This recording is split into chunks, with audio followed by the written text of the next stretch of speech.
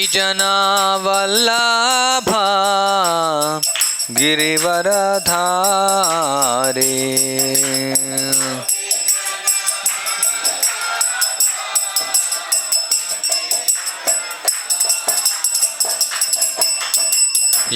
यशोदनंदन व्रज जनरंजन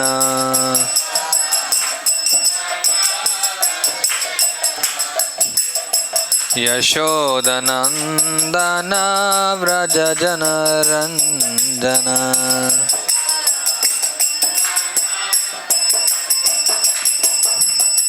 यमुना तीरावनचारी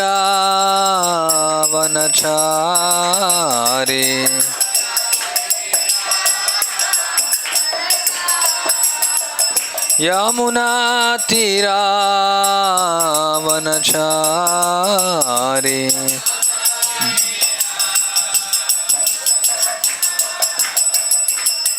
जय Radha Madhava Kunj Bihari first canned Telugu చూడండి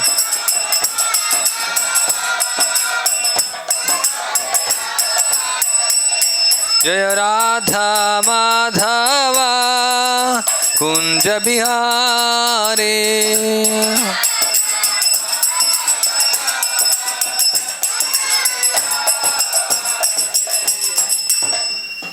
ओम विष्णुपाद परमहंस परिव्राजकाचार्य अष्टोत्तर शत श्री श्रीमद्वैष्णवारविंद भक्ति वेदांत स्वामी श्रील प्रभुपाद की जय। श्रीमद्भागवतम की जय।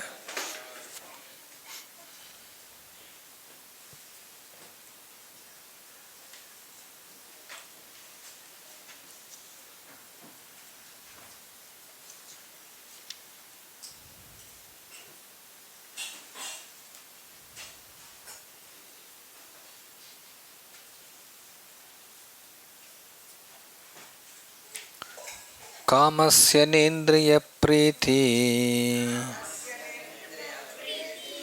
लाभो जीवे दयावथ जीवस्य तत्व जिज्ञासा नार्तो यश्चेह कर्मभिः कामस्य नेन्द्रिय प्रीति लाभो जीवेत यावत् जीवस्य तत्व जिज्ञासा नार्थो यश्चेह कर्मभिः कामस्य नेन्द्रिय प्रीतिर् लाभो जीवेत यावत् जीवस्य तत्व जिज्ञासा नार्तो यश्चेह कर्मभिः చెప్పండి।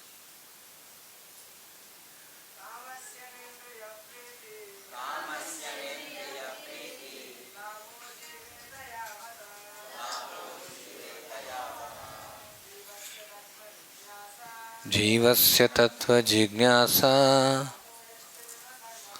नार्तो यश्चेह कर्मभिः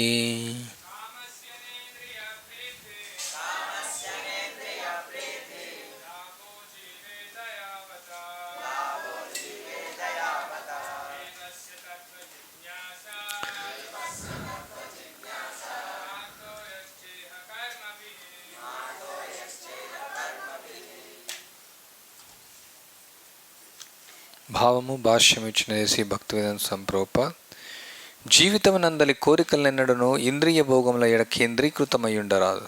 మానవుడు పరతత్వమును గూర్చి విచారణ సల్పుటకే ఉద్దేశించబడినందున కేవలం ఆరోగ్యప్రదమైన జీవనం కొరకే కోరికలు కలిగి ఉండాలి. అంతకు మించి కర్మల లక్ష్యము వేరొక్కటి కారాదు. భాష్యము సంపూర్ణంగా భ్రాంతి నుండి ఉన్న జీవనాగరికత ఇంద్రియ భోగానుభవం కొరకై కోరికలను తీర్చుకొనుట యందే తప్పుగా నియుక్తమై ఉన్నది. అట్టి సమాజమునందు ప్రతి జీవి యొక్క చరమ లక్ష్యం ఇంద్రియ భోగమే అయ్యుండును. రాజకీయములందు కానీ, సంఘ సేవ యందు కానీ, పరయితమ కార్యములందు కానీ, చివరకు ధర్మాచరణం లేదా కైవల్యములందు కానీ ఇట్టి భోగానుభవమే క్రమంగా వృద్ధి చెందుచున్నది. రాజకీయ రంగమునందు రాజకీయ నాయకులు తమ ఇంద్రియ భోగాభిలాషను పూర్ణంగా చేసుకున్నట్టు ఒకరినొకరు కలహించుకొందురు. అట్టి నామమాత్ర నాయకులు తమ ఇంద్రియ భోగానుభవనకై వాగ్దానము చేసినచో పౌరులు వారిని అమితంగా ఆరాధింతురు. కానీ వారు తమ కోరికలను పొందుటలో అసంతృప్తులైనచో వెంటనే నాయకులను పదవుల నుండి తొలగింతురు. పౌరుల ఇంద్రియ భోగాభిలాషకు నాయకులు సదా అసంతృప్తినే కలిగింతురు. అట్టి విషయము అన్ని రంగములందు ఆ రీతిగానే ఉన్నది. జీవిత ముఖ్య సమస్యలను కూర్చిన చింత ఎవరికీ లేదు. కైవల్యమును వాంఛించువారు కూడా పరతత్వమునందు లీనము కావాలని కోరికను కలిగి ఉందరు. తత్కారణంగా వారి ఇంద్రియ భోగప్రాప్తికై ఆధ్యాత్మిక ఆత్మహత్యను కూడా వెనుదీయరు.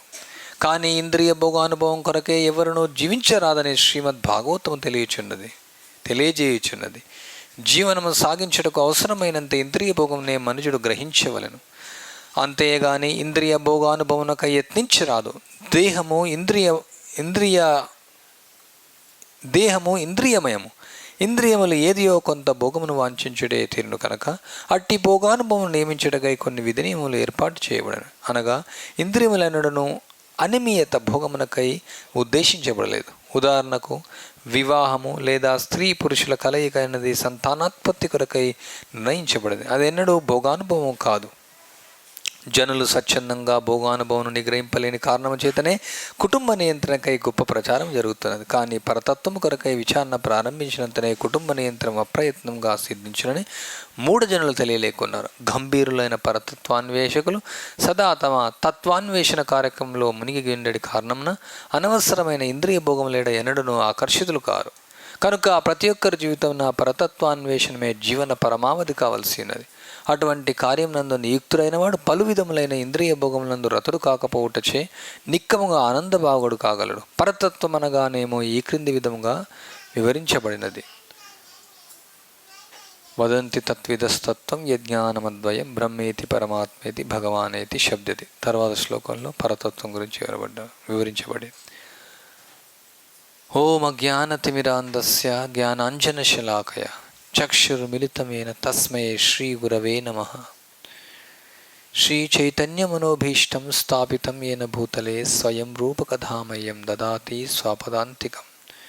వందేహం శ్రీగురో శ్రీయుతపదకమలం శ్రీగురున్ వైష్ణవాంశ శ్రీరూపం సాగ్రజాతం సహగణ రఘునాథాన్వితం తం సజీవం సాద్వైతం సావధూతం పరిజనసహితం కృష్ణచైతన్యదేవం శ్రీరాధాకృష్ణపాదాన్ సహగణ లలిత శ్రీ విశాఖాన్వితాంశ్చ. మూకం కరోతి వాచాలం పంగుం లంఘయతే గిరిం యత్కృపాతమహం వందే శ్రీగురుం దినతారిణం.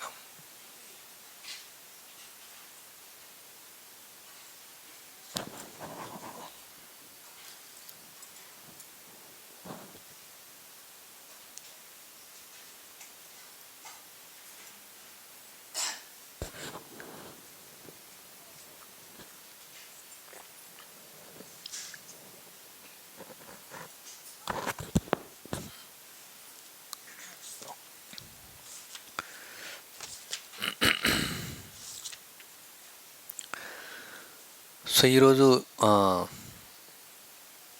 చాలామందికి ఒక ప్రత్యేకమైన రోజు.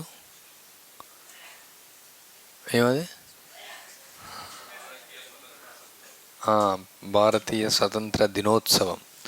మనకు గుర్తు కూడా లేదు. ఈరోజు 15 ఆగస్టు అని చాలామందికి ఇక్కడ ఉన్న వాళ్ళకి తెలియదు. ఈరోజు స్వతంత్ర దినం అందరూ మర్చిపోయారు. సో మనం ఈరోజు స్వతంత్ర దినోత్సవం గురించి మాట్లాడదాం. ఇప్పుడు మోస్ట్లీ అందరు ఎంతోమంది ప్రధానమంత్రి, రాష్ట్రపతి, ముఖ్యమంత్రులు, దేశ పౌరులందరూ జెండా ఎగరవేయడంలో, ఫ్లాగ్ హోస్టింగ్లో చాలా తీవ్రంగా నియుక్తులై ఉన్నారు అందరూ. మనం ఇక్కడ భాగవత ప్రవచనంలో కూర్చున్నాం.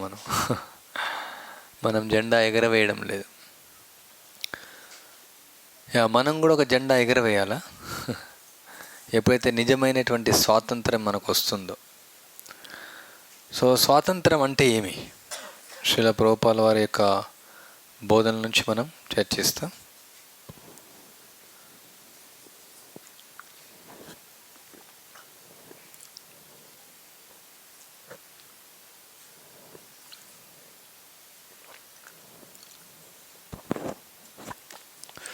శ్రీల ప్రభుపాల వారు మామూలుగా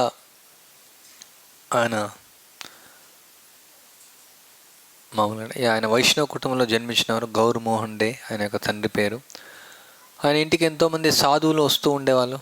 ఎంతోమంది వాళ్ళ యొక్క తండ్రి గారు వైష్ణవులను, తర్వాత సాధువులందరూ కూడా పోషిస్తూ ఉండేవారు. సో ఒకరోజు నరేంద్ర ముల్లిక్ అనే యొక్క ప్రభుపాల వారి స్నేహితుడు 1922 సంవత్సరంలో సో కలకత్తాకు శ్రీల భక్తి సిద్ధాంత సరస్వతి ఠాకూర్ అనే యొక్క మహాత్ముడు, ఆధ్యాత్మిక ఆచార్యుడు, చైతన్య మహాప్రభువులో పరంపర నుంచి వచ్చినటువంటి ఆచార్యులు ఆయన కలుస్తామనేసి అడుగుతారు. సో అప్పుడు శ్రీల ప్రభుపాల వారు అతను మొదట్లో నిరాకరిస్తారు. ఎంతోమంది సాధువులను చూశాను. మామూలు సాధువులు అంటే ఏదో ఒక వేషం వేసుకొని మోసం చేసే వాళ్ళే ఎక్కువగా ఉంటారు. నిజమైనటువంటి సాధువులు చాలా తక్కువ. కానీ ఆయన యొక్క స్నేహితుడు చాలా ఒత్తిడి చేస్తాడు. ఈయన అట్లాంటి వాడు సాధువు కాదు, మీరు రండి అనేసి ఆయన ప్రాధేయపడతాడు. సో అప్పుడు శ్రీల ప్రభుపాల వారు ఒప్పుకుంటారు. ఆయన పేరు అభయ్. సో అప్పుడు భక్తి సిద్ధాంత సరస్వతి ఠాకూర్ దగ్గరికి వెళ్ళి కలుస్తారు. ఆయనకు ప్రణామాలు అర్పించి 2 గంటల పాటు వాళ్ళ మధ్యలో చర్చ జరుగుతుంది. భక్తి సిద్ధాంత సరస్వతి ఠాకూర్కు, తర్వాత శ్రీల ప్రభుపాల వారికి. సో భక్తి సిద్ధాంత సరస్వతి ఠాకూర్ గారు చెప్తారు, ఈ యొక్క కృష్ణ చైతన్యాన్ని, ఒక భక్తియుక్త సేవ అని చెప్పొచ్చు, ఈ హరే కృష్ణ ఉద్యమాన్ని ప్రపంచానికి అంతా కూడా, చైతన్య మహాప్రభు ఉద్యమాన్ని ప్రపంచం అంతా కూడా ప్రచారం చేయాలా. పాశ్చాత్య దేశాల్లో కూడా దీన్ని విస్తరించాలనేసి ఆయన యొక్క కోరికను, అంటే ఆంగ్ల భాషలో ప్రత్యేకంగా ప్రపంచమంతటా కూడా ప్రచారం చేయాలనే ఒక కోరికను వెలుబుచ్చుతారు. సో శ్రీల ప్రభుపాల వారు అది విన్న తర్వాత ఆయన అంటారు, మొట్టమొదట మనకు స్వాతంత్రం అనేదే లేదు. అప్పుడు ఈ యొక్క స్వాతంత్రం లేకుండా మనం ప్రజల దగ్గరికి వెళ్ళేసి ఇక కృష్ణ చైతన్యాన్ని ఇస్తే ఎవరు తీసుకుంటారు? స్వాతంత్రం లేకుండా ఇది ఇస్తే ఎవరు తీసుకుంటారు అనేసి అంటారు. సో అప్పుడు శ్రీల సరస్వతి ఠాకూర్ ఆయనకు వివరిస్తారు మన ప్రభుపాల వారికి ఈ యొక్క రాజకీయ మార్పులు. ఒకరు పరిపాలిస్తున్నారు, ఇంకొరు పరిపాలిస్తున్నారు, ఇంకొరు మారుస్తున్నారు. ఇప్పుడు విదేశీయులు పరిపాలిస్తున్నారు, తర్వాత స్వదేశీయులు పరిపాలిస్తున్నారు. ఇవి తాత్కాలికమైనటువంటి యొక్క మార్పులు. ఇవి మన కృష్ణ చైతన్య ప్రచారానికి ఎట్లాంటి ఆటంకం కావు. ఇవన్నీ తాత్కాలిక మార్పులు చేర్పులు ఉంటాయి. కానీ ముఖ్యమైనటువంటిది మన యొక్క జీవిత లక్ష్యం, జీవస్య తత్వ జిజ్ఞాస ఈ యొక్క శ్లోకంలో వివరించబడింది. మానవ జన్మ వచ్చింది ఆత్మ సాక్షాత్కారం కోసం. మానవ జన్మ వచ్చింది యొక్క ముఖ్యమైనటువంటి లక్ష్యం భగవంతుని సేవించి మనం భగవంతుని యొక్క ధామానికి వెళ్ళడం కోసం, పరతత్వాన్ని విచారణ సల్పుడ కొరకు. జీవస్య తత్వ జిజ్ఞాస ఇది ముఖ్యమైనటువంటి యొక్క ధర్మం. సో ఈ యొక్క స్వాతంత్రం వచ్చినప్పటికీ మనం చూడొచ్చు, ఈ యొక్క పరతత్వాన్ని అన్వేషించకుండా మన యొక్క లక్ష్యం, మానవ జన్మ లక్ష్యం మనం చేయకుండా ఈ యొక్క స్వాతంత్రం అనేది ఉపయోగం లేదు. సో శ్రీల భక్తి సిద్ధాంత సరస్వతి ఠాకూర్కు భక్తివేదాంత స్వామి ప్రభుపాల వారికి మధ్యలో చర్చ జరుగుతుంది. భక్తి సిద్ధాంత సరస్వతి ఠాకూర్ యొక్క వాక్యాలు మన ప్రభుపాల వారి యొక్క హృదయంలోకి వెళ్తాయి. ఇది తాత్కాలికమైనటువంటిది. ఎందుకంటే అంతకుముందు ప్రభుపాల వారు ఈ యొక్క గాంధీజీ సహాయ నిరాకరణ ఉద్యమంలో కూడా పాల్గొంటారు.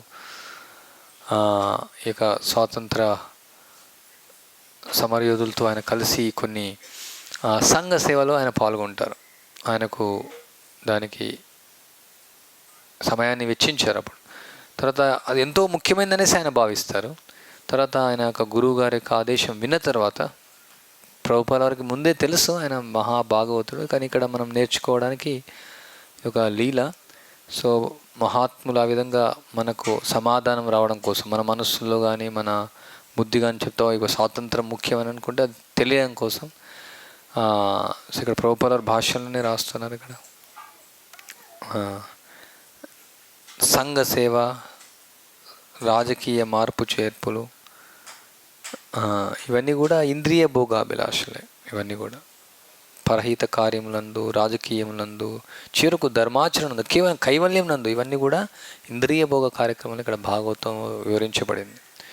సో శ్రీల ప్రభుపాద చాలా కన్విన్స్ అవుతారు ఆయన భక్తి సిద్ధాంత ఠాకూర్ యొక్క బోధన.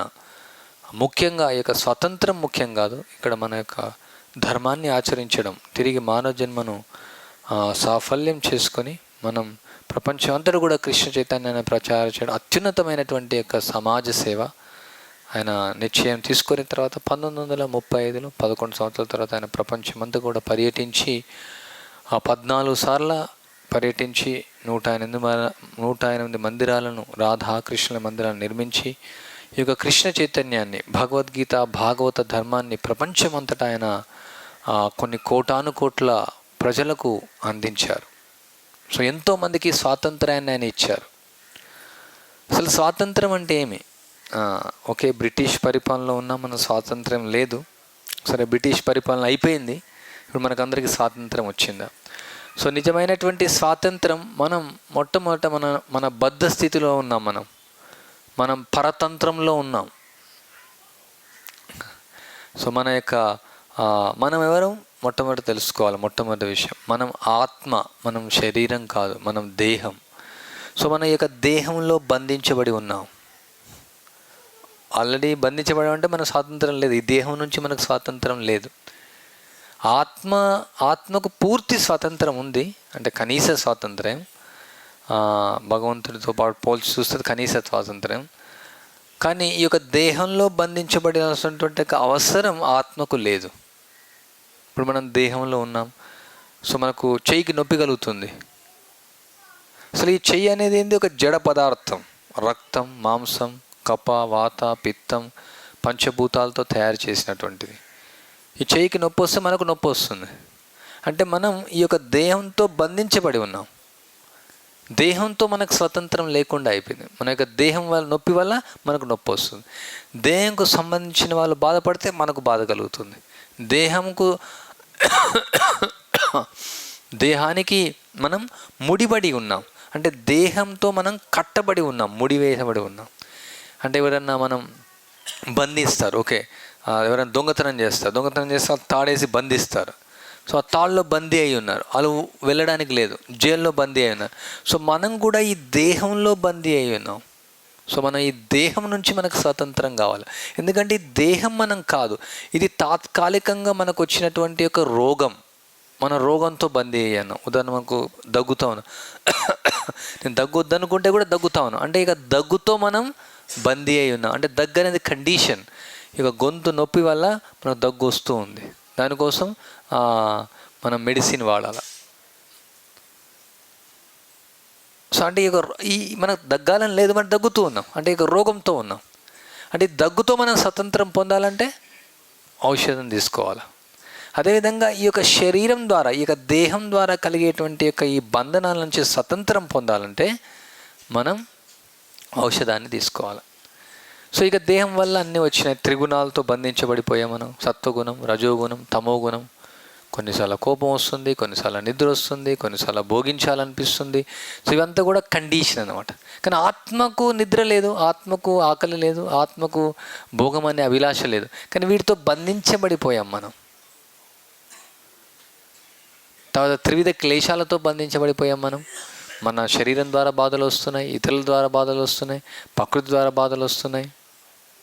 తర్వాత మనకు చావు, పుట్టుక, ముసలితనం, రోగం ద్వారా బంధించబడిపోయాం.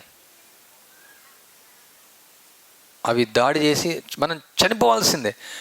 మనం ఆత్మ చనిపోం. మనం అంటే చావుకు, పుట్టుకకు, ముసలితనం, రోగం, అంటే ఎంత ఐశ్వర్యవంతుడైనా, జ్ఞానవంతుడైనా, విద్యావంతుడైనా, ఎంత గొప్ప వ్యక్తి అయినా ఈ చావు, పుట్టుక, ముసలితనం, రోగం కలగాల్సిందే. దాని నుంచి మనం విడుదల అవ్వట్లేదు.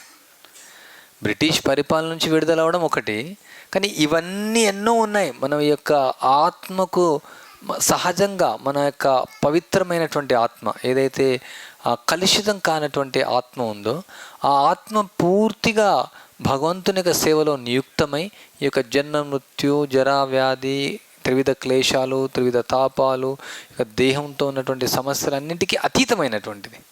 కానీ ఈ యొక్క ఆత్మ బంధించబడి ఈ యొక్క కలుషితం కావడం వల్ల వీటన్నిటి ద్వారా బంధించాం.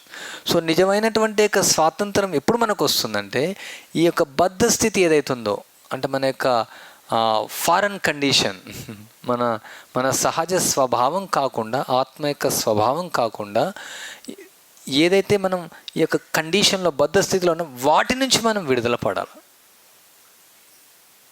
ఉదాహరణకు తాగుబోతున్నాడు, తాగుబోతు అనుకుంటాడు నాకు నచ్చింది, నాకు ఇష్టం అంటే నేను తాగుతాను, నేను చాలా ఫ్రీడంగా ఉన్నా అనుకుంటాడు.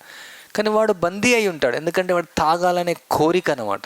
అందువల్ల ధనాన్ని సంపాదించాలా, ఎంతో శ్రమ చేయాలా, తాగాల, తాగిన తర్వాత తప్పులు చేస్తారు, ఆ తప్పులకు పర్యవసానాన్ని అనుభవించాలా, తర్వాత తాగడం వల్ల ఎన్నో నరకంలో శిక్షలు ఉంటాయి, అవి అనుభవించాలా. కానీ అతను అనుకుంటాను నేను స్వతంత్రంగా ఉన్నాను. సో ప్రజలకు ఉన్నటువంటి తప్పుడు అవగాహన ఏమంటే నేను స్వతంత్రంగా ఉన్నానంటే నాకు నచ్చినట్లు నేను చేయడం అనుకుంటా. మనకు నచ్చినట్లు చేయడం వల్ల అంటే దానికి పర్యవసానం లేకుండా ఉండాలి. ఇప్పుడు బ్రిటిష్ పరిపాలనలో ఉన్నాం మనం, ఇప్పుడు మనకు భారతదేశం వచ్చింది, మనకి ఇష్టం ఉన్నట్లు చేయాలి, మనం చేయొచ్చు. ఆ విధంగా వాళ్ళు భావిస్తారు, మనకు నచ్చినట్లు ఉండదు. సో అదేవిధంగా శరీరం, మనం ఈ యొక్క అన్ని బందీ అయి ఉన్నాం అన్నమాట. ఈ యొక్క గుణాలు అనేది మనం ఫోర్స్ చేస్తున్నాయి. ఇక్కడ భగవద్గీతలో పిక్చర్ ఉంటుంది, మామూలుగా వీళ్ళు ఏమంటారు, వాళ్ళు తోలు బొమ్మలు ఆట వాళ్ళు. సో అవి తోలు బొమ్మలు ఆడుతూ ఉంటాయి. సో దారం కనిపించేది చాలా సన్నగా ఉంటుంది, వాళ్ళు వెనకాల నుండి ఇట్లా వేళ్ళతో ఆడిస్తూ ఉంటారు అనమాట. ఆడుతూ ఉన్నాయి, కానీ ఇక దారాలు అనేది ఆడిపిస్తూ ఉన్నాయి. సో ఈ గుణాల ద్వారా మనం బంధించబడిపోయాం. అందుకని మనకు ఫ్రీడమ్ లేదు. సిగరెట్ తాగాల, సిగరెట్ ప్యాకెట్ పైన బొమ్మ ఉంది, ఇది క్యాన్సర్కు కారణం అవుతుంది, దీన్ని తాగకండి, స్మోకింగ్ ఈజ్ ఇంజ్యూర్స్ టు హెల్త్, ప్రతి ప్యాకెట్ పైన ఉంటుంది. అయినా కానీ తాగుతారు. అది వాళ్ళు అనుకుంటారా నేను ఇది పట్టించుకొని నేను తాగుతాను. కానీ నువ్వు ఈ యొక్క క్యాన్సర్కు బందీ అయి ఉన్నావు, నీకు స్వాతంత్రం లేదా, తాగడం వల్ల నీకు రోగం వస్తుంది. అప్పుడు తాగితే నీకు రోగం రాకుండా ఉండాలి, అప్పుడు అది స్వతంత్రం. ఏదైనా ఉండొచ్చు, ప్రజలు ఏదైతే అనుకుంటున్నారో ఇంద్రియ భోగం అనేది నాకు స్వతంత్రం అనేది, ఇంద్రియ భోగం అనేది స్వతంత్రం కాదు. ఇంద్రియ భోగం వల్ల మనకు వచ్చేది దుఃఖమే వస్తుంది. అప్పుడు దుఃఖం రాకుండా అది స్వతంత్రం అవుతుంది. సో మనం ఇవన్నిటిపైన ఈ యొక్క ప్రకృతి మన పైన ఆధిపత్యాన్ని వహిస్తుంది. ఈ యొక్క మన క్లేశాలన్నీ కూడా ఆధిపత్యాన్ని వహిస్తున్నాయి. మన యొక్క పూర్వజన్మ ప్రారంధం ఆధిపత్యాన్ని వహిస్తుంది. ఎన్నో ఈ యొక్క ఒత్తిడి, ఒక దివ్యమైనటువంటి ఒత్తిడి మన పైన పనిచేస్తుంది, బహిర్గత శక్తి. వాటన్నిటి బందీలో మనం ఉన్నాం.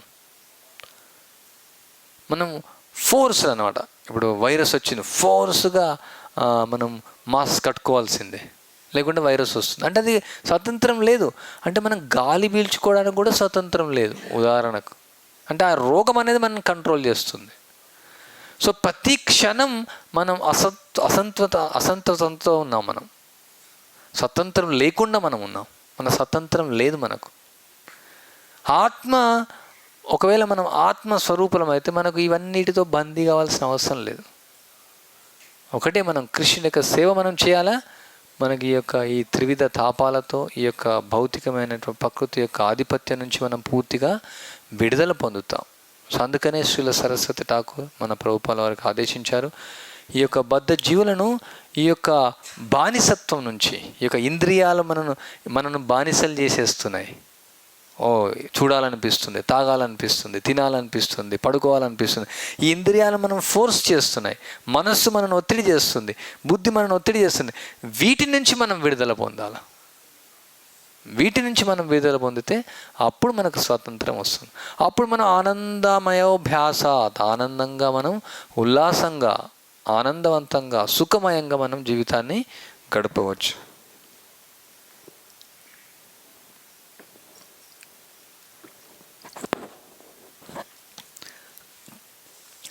సో అందుకనే కృష్ణుడు ఇక్కడ ఈ భగవద్గీతలో, భాగవతంలో ఈ విషయాన్ని వివరిస్తున్నారు.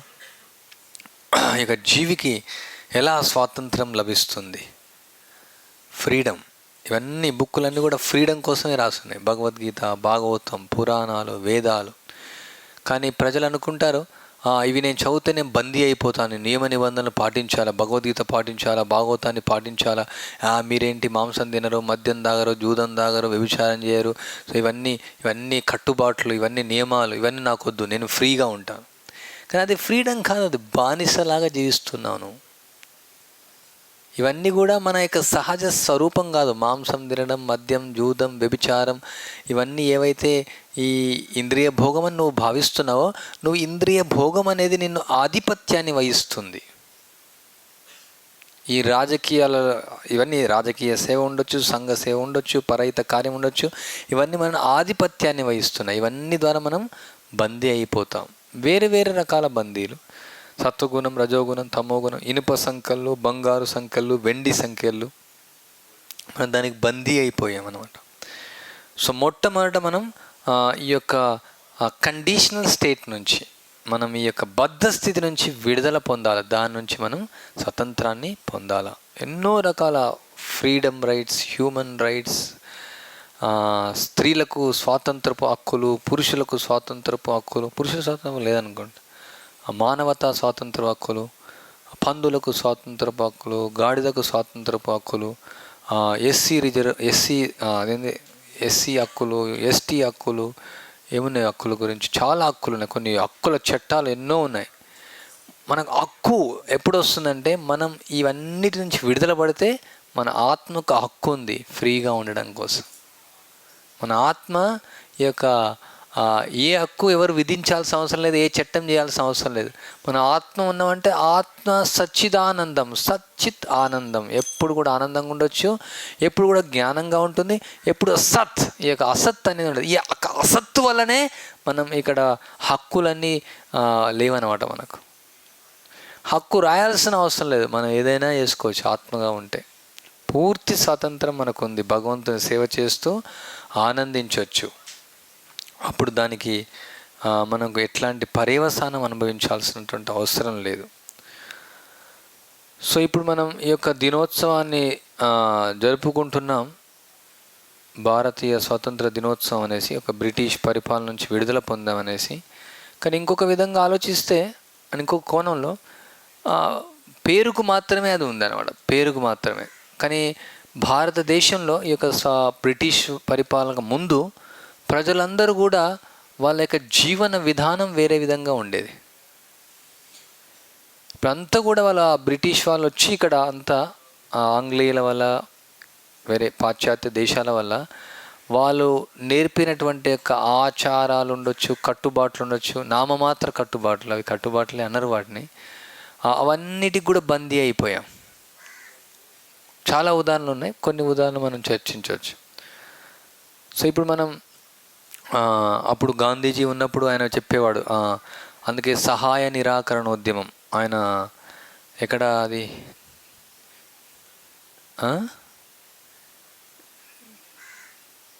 ఉప్పు, సో ప్రతిది కూడా ఉప్పు కావచ్చు, ఏది కూడా మన వస్త్రాలు మనం నేసుకోవడం, మన యొక్క ఉప్పును మనం పండించుకోవడం, మన ఆహారాన్ని మనం పండించుకోవడం, ఈ యొక్క పాశ్చాత్య దేశాల నుంచి వచ్చేటువంటి ఏది కూడా ఎగుమతులు చేయకుండా ఉండడం, దిగుమతులు తీసుకోకుండా ఉండడం. సో మనం స్వయం సమృద్ధిని సాధించడం. సో అది ఏం జరగట్లేదు, దానికి ప్రయత్నం కూడా జరగట్లేదు. ఇంకా ఏం జరుగుతుందంటే, ఇప్పుడు స్వాతంత్రం అనే పేరుతో ఇంకా అన్ని పాశ్చాత్య దేశాల నుంచి అన్ని దిగుమతి చేసుకుంటూ ఉన్నారు, ఎగుమతి చేస్తూ ఉన్నారు. అసలు దానికి విలువే లేదన్నమాట. పేరుకు మాత్రం భారతదేశం, కానీ ఇక భారతదేశం అంతా కూడా ఇక పాశ్చాత్య యొక్క నియంత్రణలో ఉందన్నమాట. ఇంకా కూడా ఉదాహరణకు మనం వేసేటువంటి వేషభూషణాలు, చాలామంది చూస్తారు, ఈ ధోతి కట్టుకోవడం, ఈ షాల్వా వేసుకోవడం, చాదర్ వేసుకోవడం, ఇది మన భారతీయుల యొక్క సాంప్రదాయం. ప్రతి ఒక్కరు, ఓన్లీ భక్తులు మాత్రం, వైష్ణవులు మాత్రమే ధరించేది కాదు. ప్రతి ఒక్కరు చిన్న వయసు నుంచి వాళ్ళు ఈ విధంగానే ఉండేవాళ్ళు. ఈ యొక్క ప్యాంట్ షర్ట్లు ఎవరు వేసుకునే వాళ్ళు కాదు. మనం దాన్ని చూడవచ్చు, మనం ప్యాంట్ వేసుకుని ఉంటే బందీ అన్నాడు, స్వాతంత్రం లేదు, కూర్చోలేము, నిలబడలేము, ఎప్పుడు చూడండి ఫ్రీగా ఉండదు. దాన్ని బట్టి చూడవచ్చు, ఈ మ్లేచ్ఛల నాగరికత బానిస నాగరికత. వాళ్ళు అంటారు భారతీయులు బానిసలాగా జీవిస్తారని. వాళ్ళు ఈ మ్లేచ్ఛులు ఎవరైతే ఈ యొక్క సముద్రానికి బయట ఉన్నారో వాళ్ళే బందీ అయినటువంటి వాళ్ళు. ఎప్పుడు కూడా వాళ్ళ సూర్యుడు కూడా వాళ్ళకు ఉదయించడు, ఎప్పుడు వాతావరణం అలానే ఉంటుంది, వాళ్ళ జీవన విధానం అలానే ఉంటుంది. సో అందుకే వాళ్ళు ఏం చేయాలి, షూస్ వేసుకుంటారు. ఇప్పుడు భారతీయులు కూడా షూస్ వాడుతున్నారు. ఆ షూస్ ఎందుకంటే పాశ్చాత్య దేశాల్లో చాలా కోల్డ్ ఉంటుంది, అందువల్ల వాళ్ళని చూసి వీళ్ళు వేసుకుంటారు. ఇక్కడ వేడిగా ఉంటుంది, ఆ షూస్ వల్ల చాలా వేడి వస్తుంది అనమాట. అయినా సరే అది ఒక ఫ్యాషన్ లాగా వేసుకుంటారు. అది ఫ్యాషన్ కోసం కాదు, అక్కడ ఈవెన్ టై పెట్టుకోవడం కూడా ఇన్కన్వీనియన్స్ ఉంటుంది అనమాట. అదొక పెద్ద గొప్ప వేషభూషణలాగా వాళ్ళు భావిస్తారు. సో అందువల్ల ఈ భారతదేశం వాళ్ళు ఉన్నారు, ఆ బ్రిటిష్ వాళ్ళు నేర్చుకొని, లేదంటే అమెరికన్ వాళ్ళు నేర్చుకొని ఆ వేషభూషణ కూడా మార్చుకొని బానిసలు అయిపోయారు ఈ యొక్క డ్రెస్కు. అవసరం లేదు, ఈ జీన్ పాయింట్ వేసుకోవాల్సిన అవసరం లేదు. ఇప్పుడు అన్నీ కూడా లాగులు వేసుకుంటున్నారు, దాన్ని ఏమంటే షార్ట్స్ అంట. అది చిన్నపిల్లలు వేసుకునేది అనమాట. 60 ఏళ్ళు ఉన్న ముసలోళ్ళు కూడా లాగులు వేసుకుంటారు. చిన్నప్పుడు అంటే 6వ క్లాస్ చదివినప్పుడు అప్పుడు చెప్పారు, ఇంకా నువ్వు నిక్కర్ వేసుకుంటే చిన్నపిల్లలు అంటే టార్చర్ చేసేవాళ్ళం. అండ్ 60 ఏళ్ళు కూడా ఇప్పుడు అదే వేసుకుంటారు, లాగులు వేసుకొని తిరుగుతున్నారు. అండ్ స్త్రీలు మామూలుగా రకరకాల చీరలు ఉండేది, పట్టు చీరలు ఉండేది, జరి చీరలు ఉండేది, వెండి చీరలు ఉండేది, బంగారు ఆభరణాలు ఉండేవి. అవన్నీ వదిలేసేసి భూతాల్లాగా వాళ్ళ యొక్క శిరో అంటే ఆభరణం, అది కూడా భగవంతుడు వాళ్ళకి అట్లా సౌందర్యం ఇచ్చాడు. సో అంతా కూడా వెంట్రుకలన్న వాళ్ళ పాశ్చాత్యుల్లాగా ఇట్లా భూతాల్లాగా. మామూలు భూతాలు ఏంటంటే వెంట్రుకలు ముడి వేసుకోరు అనమాట. ఏమంటారు, విరబోయడం అంటారు. విరబోయడం మొత్తం విరబోసేసి విధవల్లాగా బొట్టు లేకుండా, విధవల్లాగా బొట్టు లేకుండా, ఏం అలంకరణ లేకుండా, గాజులు లేకుండా, భూతాల్లాగా, ప్రేతాల్లాగా, పిశాచాల్లాగా వాళ్ళు అమెరికన్ల నుంచి, బ్రిటిష్ నుంచి నేర్చుకొని భారతదేశంలో కూడా ఎక్కువ మంది స్త్రీలు అలానే ఉన్నారు. ప్రత్యేకంగా మెట్రోపాలిటన్ సిటీలో, ఢిల్లీ, బాంబే, హైదరాబాద్ ఇట్లాంటి పెద్ద పెద్ద నగరాల్లో చాలా తక్కువ మంది వాళ్ళు శారీ కట్టుకొని మనకు కనిపించేది. అండ్ స్త్రీలు పురుషుల్లాగా డ్రెస్ చేసుకోవడం, పురుషులు స్త్రీల్లాగా డ్రెస్ చేసుకోవడం. పురుషులు కూడా వెంట్రుకలు పెంచుకుంటూ ఉన్నారు అనమాట. పురుషులు అది పాశ్చాత్య దేశాలు, ప్రభుపాలా చెప్తారా, ఇదంతా హిప్పీస్, వాళ్ళంతా కూడా వెంట్రుకలు పెంచుకో ఇప్పుడు అట్లే తయారవుతున్నారు అనమాట. పేరుకే స్వాతంత్రం వచ్చింది, కానీ వాళ్ళ నుంచి అన్ని అడ్డమైన విషయాలు తీసుకుంటూ ఉన్నారు అనమాట. ప్రతిదీ కూడా అసలు ఇక భారతదేశంలో జీవన విధానం వేరుగా ఉండేది. పరిశ్రమలు అనేవి లేవు అప్పుడు. ఎందుకంటే ఇక పరిశ్రమల వల్ల మనం ఒకరి కింద బానిసలాగా పనిచేయాలి. పూర్వకాలంలో భూమి ఉండేది, ఆవులు ఉండేవి, ఆవులు ఎంతో పాలిచ్చేది, భూమి ఎంతో ధాన్యాన్ని ఇచ్చేది. ప్రతి ఒక్కరికి స్వతంత్రంగా వృత్తి ఉండేది, స్వతంత్రంగా వాళ్ళ పని వాళ్ళు చేసుకోవచ్చు. ఇప్పుడు ఈ యొక్క కాలేజీలు, స్కూలు తయారు చేసి ఈ యొక్క ఈడియట్ మెకేలో వచ్చి వాడన్నీ తయారు చేసేసి వాటికి ఒక విధానం పెట్టి ఒక స్కూల్ అనేది కట్టి, ఒక కషాయశాల కట్టి, ఈ కషాయశాలలో ఆవులను చంపినట్టు అందులో వేసేసి వాళ్ళకి 25 ఏళ్ళు చదివిపించి, వాళ్ళకు ప్లేస్మెంట్ ఇప్పించి, వాళ్ళని ఒక టై పెట్టించి, షూస్ వేయించేసి వాళ్ళతో చాకరీ చేయించుకుంటున్నారు అనమాట. ఇది పాశ్చాత్య దేశాలు చేసేవాళ్ళు. భారతదేశంలో అలా ఉండదు అనమాట. ఎవరు చదువుకోవాల్సిన అవసరం లేదు, ఈ యొక్క స్కూళ్ళకి, కాలేజీకి వెళ్ళాల్సిన అవసరం లేదు. చదివే వాళ్ళు భాగవతం, భగవద్గీత, వేదాలు, పురాణాలు, వైదిక జ్ఞానం చాలా అనంతమైనటువంటిది. ప్రతిదీ కూడా నేర్చుకోవచ్చు వేదాల్లో కూడా. ఇప్పుడు ఈ యొక్క భృగు సంహితలో చెప్పండి ఉదాహరణకు, ఈ యొక్క ఏరోప్లేన్ ఎలా తయారు చేయాలనేసి దాని నుంచి వీళ్ళు తీసుకున్నారు. వేదిక్ మ్యాథ్స్, క్యాలిక్యులేటర్ లేకుండానే కొన్ని కోటి ఇంటూ కోటి ఎంత అని చెప్పవచ్చు ఒక సెకండ్లో. ఇట్లా ఎన్నో ఉన్నాయి వేదాల్లో కూడా. వేద గణితము, వేద విజ్ఞానము, వేదాల్లో, శాస్త్రాల్లో అంత జ్ఞానం ఉంది. అది వదిలేసేసి ఈ యొక్క అమెరికన్ల, బ్రిటిష్ నుంచి ఇవన్నీ తీసుకొని జస్ట్ అడుక్క తినే వాళ్ళలాగా వెట్టి చాకరీ చేస్తూ ఉన్నారు. పెద్ద పెద్ద కంపెనీల్లో పనిచేసి మళ్ళీ అమెరికన్ కంపెనీస్ పిలవడం, ఈ ప్రభుత్వం కూడా అక్కడి నుంచి తీసుకొని రావడం, వాళ్ళకి బందీ కావడం, వాళ్ళకి పని చేయడం, వీళ్ళు మళ్ళీ అమెరికా వెళ్ళి పని చేయడం అవసరం లేదు. మనం ఇక్కడ మన పూర్వీకులు, తాతలు, తండ్రులు ఇచ్చినటువంటి యొక్క విధానంలో వాళ్ళకు కొన్ని 100 ఎకరాల భూమి ఉండేది, 1000 ఎకరాల భూమి ఉండేది. భూమి అంతా కూడా రాజు కింద ఉండేది. రాజు ఎంత భూమి కావాలంటే మీరు అంత వ్యవసాయం చేసుకోమని చెప్పేవారు. సో వ్యవసాయం చేసుకోవడం, వాళ్ళ వృత్తిని స్వీకరించడం, బట్టలు నేసుకోవడం, బంగారు నగలు తయారు చేయడం, కుండలు తయారు చేయడం, కార్పెంటరీ, రకరకాల వృత్తులు, కొన్ని 100 వృత్తులు ఉండేది. ఎవరి వృత్తి వాళ్ళ తండ్రి వృత్తి పిల్లలు స్వీకరించేవాళ్ళు, హ్యాపీగా నివసించేవాళ్ళు. ఆనందంగా వాళ్ళని తిండి కోసం ఆలోచించే వాళ్ళు కాదు, గుడ్డ కోసం ఆలోచించే వాళ్ళు కాదు, గృహం కోసం ఆలోచించే వాళ్ళు కాదు. జీవితం అంతా వెట్టి చాకిరి చేస్తూ లోన్లు వేసి ఇల్లు కట్టుకోవడం, లోన్లు వేసి కాళ్ళు కొనుక్కోవడం, లోన్లు వేసి అన్ని అనవసరంగా అయినటువంటి విషయాలు కొనుక్కోవడం, జీవితాంతం వెట్టి చాకిరి జీవితంగా గడుపుతున్నారు. పాశ్చాత్యులు ఆ విధంగా చేస్తారు, వాళ్ళు మ్లేచ్చులు, యావనులు. కానీ భారతీయులు ఆ విధంగా ఉండేది కాదు. ఎక్కడ స్వాతంత్రం ఉంది చెప్పండి? మన భారతీయ విధానంలో ఎవరు నౌకరీ చేశారు? వివాహం ఎవరైనా చేయాలనుకుంటే వాళ్ళ పిల్లలకు, అమ్మాయిలకు కానీ అబ్బాయిలకు కానీ వాళ్ళు నౌకరీ చేసే వాళ్ళకి ఇచ్చేవాళ్ళు కాదు. నౌకరీ అనేది చాలా హీనమైనటువంటిది అనమాట, కుక్క వృత్తి అనమాట. చాలా తక్కువ మంది ఉండేవాళ్ళు. నౌకరీ చేసేది కూడా ఒక ధర్మాన్ని ఆచరించే వాళ్ళ కింద చేసేవాళ్ళు. ఇప్పుడు ఎవరి కింద చేయాల్సి వస్తుంది?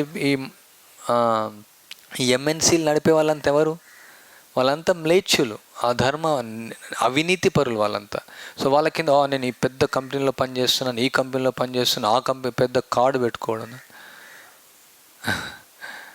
నేను బెగ్గర్నని పెట్టుకోవడం, నేను భిక్షగాన్ని, నేను వీడి కింద పనిచేస్తున్నాను, అదొక పెద్ద స్టైల్. మొత్తం ఇప్పుడు ఉన్నటువంటి భారతదేశంలో ఉన్నటువంటి నవీన విధానం అంతా కూడా బానిస విధానం, స్వతంత్రం లేని విధానం ఇదంతా కూడా. కానీ వీళ్ళు స్వతంత్రం వచ్చిందనేసి పెద్ద పెద్ద జెండాలు ఎగిరేస్తూ ఉన్నారు. ఈ జెండా ఎప్పుడు ఎగిరివేయాలంటే పూర్తిగా నిజంగా ఆ విధంగా కూడా మీరు ఆలోచిస్తే, ఓకే స్వతంత్రం జరుపుకోవాలంటే మన వైదిక సంస్కృతి ప్రకారం భారతదేశం స్వతంత్రంగా సంపన్న దేశంగా ఉంది. ఇది పేద దేశం కాదు. వజ్రాలు, వైడూర్యాలు, రత్నాలు, మాణిక్యాలు, ఎంతో సుసంపన్నమైనటువంటి దేశం ఇది. అట్లాంటి దేశంగా తిరిగి తీసుకొని వస్తే అప్పుడు అది స్వతంత్ర దేశంగా మారుతుంది. సో ఇంకా కూడా మనం ఈ యొక్క పాశ్చాత్యుల ద్వారా, అమెరికా ద్వారా, ఇతర దేశాల ద్వారా నియంత్రించబడుతూ ఉన్నాం. మనం చైనా ద్వారా, దీని ద్వారా ఎప్పుడు నియంత్రించబడుతూ ఉన్నాం. ప్రపంచమంతా నియంత్రించబడుతూ ఉంది. ఒక దేశంతో ఇంకొక దేశం నియంత్రించబడుతూ ఉన్నారు. ప్రతి ఒక్కరు నియంత్రణలోనే ఉన్నారు. కానీ అందరూ మేము స్వతంత్రం వచ్చిందనేసి అనుకుంటారు. ఏ దేశంకి ఆ దేశం జెండాలు ఎగరేస్తూ ఉన్నారు. ఒక దేశంపై ఇప్పుడు చూడండి, మనకు ట్రాన్స్పోర్టేషన్, మేము ఇప్పుడు ట్రాన్స్పోర్టేషన్ కనుక్కున్నాం అంటున్నారు. మనం కారు వాడతాం, ఓకే 100 కోట్ల రూపాయల కారు కొన్నాం మనం. దానికి ఏం కావాలి? పెట్రోల్, డీజిల్ కావాలి. అది ఎక్కడి నుంచి వస్తుంది? మళ్ళీ అక్కడికి వెళ్ళాలి, ఇరాక్కి వెళ్ళాలి. తర్వాత దానికి యుద్ధాలు, దానికి సమస్యలు, అక్కడి నుంచి తీసుకొని రావాలి. అదే మనం ఎడ్ల బండ్లు వెళ్తే ఎడ్లు ఇక్కడ ఉంటాయి. ఎప్పుడంటే అప్పుడు ఎడ్ల బండి కట్టుకొని వెళ్తాం. దానికి పెద్ద మేనేజ్మెంట్ ఏం అవసరం లేదు. ఎడ్ల బండి, గుర్రం బండి, కావాలంటే గాడిద పైన కూడా వెళ్ళొచ్చు. మొత్తం అసలు ప్రజల యొక్క అవగాహన పూర్తిగా మారాల. నిజంగా అందరికీ స్వతంత్రం అనేది రావాలా. ఎవరు స్వతంత్రంగా ఆలోచించట్లేదు, అదొక ముఖ్య విషయం.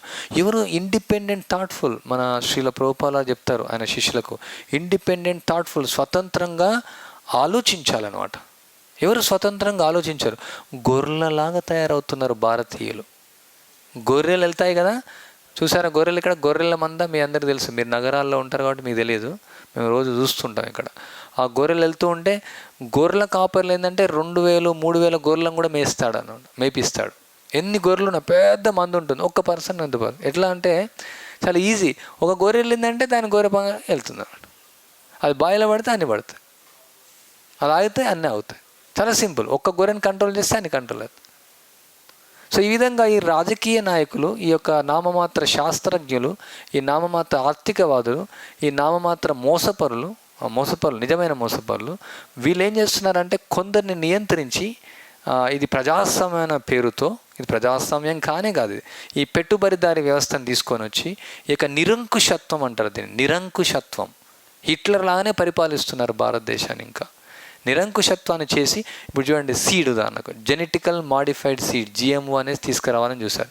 అయితే రైతులకు స్వతంత్రాన్ని తీసేస్తామని. ఒక వ్యక్తి విత్తనం పెట్టినాడంటే దాని నుంచి వచ్చినటువంటి విత్తనాన్ని మళ్ళీ వేసుకుంటే అది వస్తుంది. కానీ ఇప్పుడు ఏం చేస్తున్నాయంటే ఇండస్ట్రియలైజేషన్ వల్ల ఈ యొక్క దాన్ని మాడిఫై చేస్తారు జీన్స్ను. అప్పుడు ఏంటంటే ఆ విత్తనం మళ్ళీ మొలవదు అనమాట. మళ్ళీ వాడి దగ్గర షాప్ దగ్గరికి వెళ్ళాల్సిందే. ఆ షాప్ దగ్గరికి వెళ్తే వాడు అమ్ముతాడు. అమ్మిన దానికి గవర్నమెంట్కి ట్యాక్స్ కడతాడు వాడు. దానికి ఒక పెద్ద స్కాండిల్ ఉంటుంది, దానిలో కొన్ని కోట్ల రూపాయలు వెచ్చిస్తారు. తర్వాత ఆ విధంగా ఈవెన్ రైతును కూడా నియంత్రించాలనుకుంటారు. ప్రతిదీ ఇట్లా చెప్పుకుంటూ పోవాలంటే 10 రోజులు చెప్పవచ్చు. మోసపూరితమైనటువంటి ప్రభుత్వం, మోసపూరితమైనటువంటి ప్రజలు, మోసపూరితమైన రాజకీయ నాయకులు, మోసపూరితమైన కోర్టులు కూడా, అన్నీ మోసం. అండ్ అందరూ ఏం చెప్తారు, మీరు స్వతంత్రం వచ్చింది, జెండా ఎగిరేయండి. ఎవరికి స్వాతంత్రాన్ని ఇవ్వట్లేదు. అసలు ఆలోచించడానికి కూడా అవకాశం లేదు. నువ్వు తప్పకుండా ఉద్యోగం చేయాల్సిందే. నువ్వు తప్పకుండా ఈ మెకేలే విద్యా విధానం నువ్వు పాలు పంచుకోవాల్సిందే. ఈ యొక్క గాడిదలాగా నువ్వు తయారు కావాల్సిందే. రైట్ టు ఎడ్యుకేషన్, అది అక్కడ రైటే లేదు కదా. నువ్వు కంపల్సరీ రైట్ అంటే హక్కు. అసలు అప్పుడు హక్కు అంటే నా ఇష్టం ఉంటే నేను చదువుకుంటాను, లేకుంటే లేదు, నేను పని చేసుకొని బతుకుతాను. ఎంతోమంది మనం చూడొచ్చు, అక్కడ సమోసా వాడు ఉన్నాడు, వాడు సమోసా చేసుకుంటాడు, సమోసాని రోజు 2,000 రూపాయలు సంపాదిస్తాడు, అంటే నెలకు 60,000 సంపాదిస్తాడు. అట్లా చూసుకుంటే కూడా సో జస్ట్ మొత్తం ఇదొక నిరంకుశత్వం అనమాట. ఈ వైరస్లు కానీ, ఈ యొక్క ఆర్థిక వ్యవస్థ కానీ, ఇదంతా కూడా స్వతంత్రాన్ని తీసివేస్తున్నారు రోజు రోజుకు. అండ్ మూర్ఖులు గొర్రెల్లాగా జెండా ఎగిరేస్తున్నారు, జెండా ఎగురుతూ ఉంది, ఈరోజు ఇది జరిగింది, ఈరోజు మొత్తం అంత న్యూస్ అనమాట. జెండా వందే మాతరం. ఎవడు ఆలోచించట్లేడు, ఎవరికి బుద్ధి లేదు. వాళ్ళు వచ్చి మళ్ళీ తర్వాత ఈవెన్ గాంధీ చేశాడు, ఓకే స్వతంత్రాన్ని తీసుకొని, తర్వాత ఏం చేశాడు, పాకిస్తాన్ తయారు చేసి తర్వాత ఆయన వచ్చి చంపేశాడు. అతనికి స్వాతంత్రం లేదు. అసలు ఏ విధంగా స్వాతంత్రం ఉంది? మన భారతదేశంలో ఆవును గౌరవించాల. ఆవులో 33 కోట్ల దేవతలు ఉంటాయి. చిన్న వయసు నుంచి మనం చూస్తున్నాం, ఆవును పూజిస్తారు. అట్లాంటి ఆవును చంపుతున్నారు. భారతదేశానికి అత్యున్నతమైనటువంటి ఆర్థిక దిగుబడి ఆవులను చంపడం, బీప్ ఎక్స్పోర్ట్ అనమాట. దీనికి బహుమతి వచ్చింది భారతదేశానికి. అని మనకు స్వతంత్ర భారతదేశం. తర్వాత వీళ్ళు కొందరు నినాదాలు చేస్తూ ఉంటారు, మేము ఇది చేస్తున్నాం, మేము అది చేస్తున్నాం అనేసి. ఈవెన్ ఆవు కషాయాలను ఆపడానికి ఇన్ని సంవత్సరాలు పట్టింది. ఇప్పుడు కూడా ఇంకా జరుగుతూనే ఉంది. ఏదో చెప్తున్నారు ఆవును చంపకూడదని ట్యాగ్లు వేస్తున్నారు. కొన్ని వేల లక్షల ఆవులను నిర్దాక్షిణ్యంగా చంపుతూ ఉన్నారు, చంపి పంపిస్తూ ఉన్నారు దాన్ని వాళ్ళు మూర్ఖులు తినడం కోసం. ఎవరైనా మాట్లాడుతున్నారా? ఎవరైనా ఈ గవర్నమెంట్ చట్టం గురించి మాట్లాడుతున్నారా? గవర్నమెంట్ చట్టం చేసింది, వివాహం ముందు ఏ స్త్రీ పురుషుడు ఇష్టం ఉన్నట్లు తిరగొచ్చు, ఇష్టం ఉన్నట్టు భోగించవచ్చు, ఇష్టం ఉన్నట్టు మైథునం చేయొచ్చు. అది తప్పు కాదు. ఎక్కడ ఉంది మన వేదాల్లో? మన వేదాల్లో లేదట్లా. మన భారతీయ సంస్కృతి కాదు అది. సో ఇప్పుడు కోర్టు ద్వారా నువ్వు నియంత్రిస్తున్నావు, అది స్వతంత్రం ఉందా? ఒక భర్తకు స్వతంత్రం లేదు భార్యను అడగడానికి, ఎందుకు నువ్వు ఇతర పురుషుని దగ్గరికి వెళ్ళావు అని అడగడానికి భర్తకు స్వాతంత్రం లేదు. తన సొంత భార్యను అడగడానికి లేదు. భార్య ఇష్టం ఉంటే వెళ్ళాల్సిందే. ఎక్కడ స్వాతంత్రం? నీ భార్యనే నీకు స్వాతంత్రం లేదు. నీ భార్యను అనుభవించడానికి స్వాతంత్రం లేదు, ఇతర పురుషుడు అనుభవించకుండా. అండ్ స్వతంత్రం అని ఎగిరేస్తున్నారు జెండా. ఎంత మూర్ఖులంటే వీళ్ళు, జెండా ఎగిరేసేవాళ్ళు. వాళ్ళు అసలు ఇంకిత జ్ఞానం లేదు వాళ్ళకు. అంటే ఇంత ధైర్యంగా ఎందుకు నేను మాట్లాడుతున్నా అంటే ఇక్కడ శాస్త్రం నుంచి మాట్లాడుతున్నా. కళ్ళు తెరవాలి భారతీయులంతా, కళ్ళు తెరిస్తే అర్థమవుతుంది ఎక్కడ స్వాతంత్రం ఉంది చెప్పండి. ఏ విషయంలో స్వాతంత్రం మీకుంది? స్వాతంత్రాన్ని తీసివేస్తున్నారు రోజు రోజుకు. మీరు స్వతంత్రాన్ని తీసివేసి ఒక నిరంకుశత్వాన్ని పెంచుతున్నారు. కుల వ్యవస్థ అంటే నచ్చదు, ఈ కులం ఆ కులం. కానీ కుల వ్యవస్థ బానిసత్వం కాదు. అందుకనే శ్రీల ప్రభుపాదుల కోరిక, ఈ యొక్క వర్ణాశ్రమ విధానం పూర్తి స్వతంత్రమైనటువంటి విధానం. అది 4 రకాల ఆశ్రమాలు, సాంఘిక ఆశ్రమాలు, 4 ఆధ్యాత్మిక ఆశ్రమాలు. ప్రతి ఆశ్రమానికి, ప్రతి డివిజన్కు వాళ్ళ యొక్క శరీరం అనుగుణంగా, వాళ్ళ యొక్క మనస్సుకు అనుగుణంగా వాళ్ళు వృత్తులను స్వీకరిస్తారు. వాళ్ళు స్వతంత్రంగా జీవిస్తారు. ఎవరి నిరంకుశత్వంలో వాళ్ళు ఉండరు. వాళ్ళు దానికి చాలా కట్టుబడి ఉంటారు. వాళ్ళ యొక్క పూర్వీకుల యొక్క విధానానికి, వాళ్ళ యొక్క తండ్రుల పరంపరకు, వాళ్ళ జీవన విధానానికి, ధర్మంతో వాళ్ళు ఆచరించి ఆనందంగా వాళ్ళు జీవిస్తే నియమ నిబంధనతో ఉంటారు. ఈ వర్ణాశ్రమ విధానం స్వతంత్రమైనటువంటి విధానం, నియమ నిబంధనతో ఉన్నటువంటి విధానం. కానీ ఇప్పుడు ఈ యొక్క వర్ణ సంకర విధానం, ఇది పూర్తిగా అసత్వంతతో కూడుకున్నటువంటి స్వతంత్రం లేని విధానం. ఇది స్వతంత్ర విధానం అనేది ప్రచారం చేయడం అనేది చాలా తప్పు ఇది. సో అందుకే దయచేసి మహాత్ములారా, భారతీయులారా, ఈ భగవద్గీతను భాగవతాన్ని చదవండి. మీరు చదివేసి మీరు జెండా ఎగరేయండి. చదివేసి దీన్ని ఆచరిస్తే అప్పుడు మనం భారతదేశం సుసంపన్న దేశంగా, భారతదేశమే కాదు ప్రపంచం అంతటా కూడా ఈ యొక్క తిరిగి ఈ యొక్క వర్ణాశ్రమ విధానాన్ని తీసుకొని రావాలా. మన వైదిక విధానాన్ని తీసుకొని తర్వాత ధర్మాన్ని ఆచరించాలా. ధర్మం 2 రకాల ధర్మం, ఆత్మ యొక్క ధర్మం, దేహం యొక్క ధర్మం. దేహం ధర్మం వర్ణాశ్రమ విధానం ప్రకారం వెళ్తుంది, ఆత్మ యొక్క ధర్మం భాగవత ప్రకారం ఉంటుంది.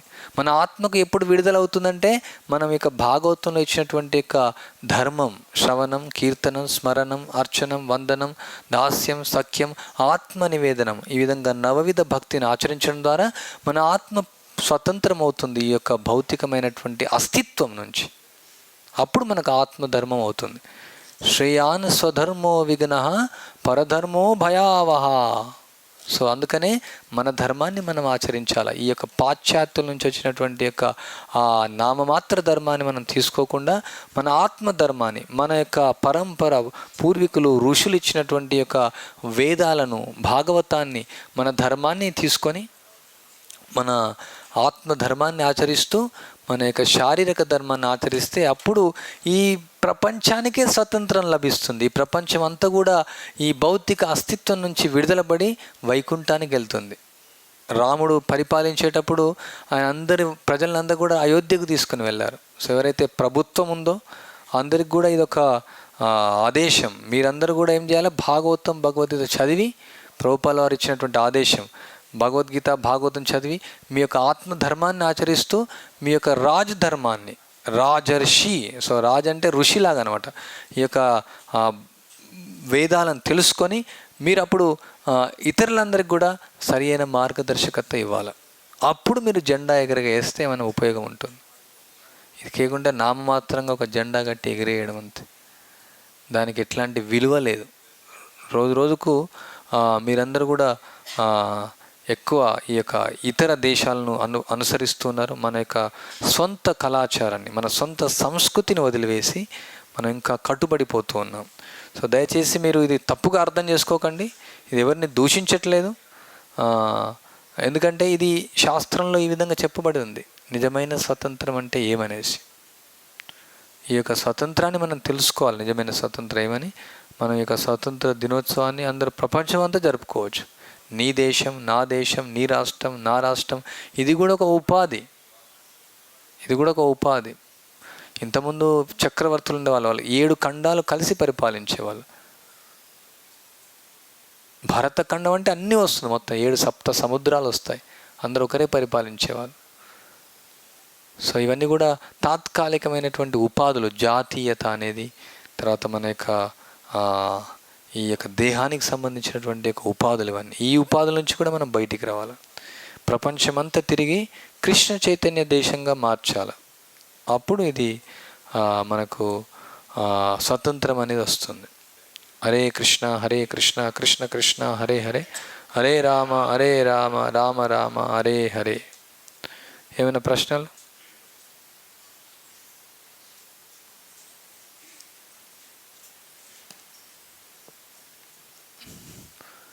మీకు ఎవరికి స్వాతంత్రం వద్దా? జెండా ఎవరైనా ఎగిరేయాలనుకుంటారా? శ్రీల ప్రభుపాద్ కీ జాయ్, శ్రీమద్ భాగవతం కీ జాయ్.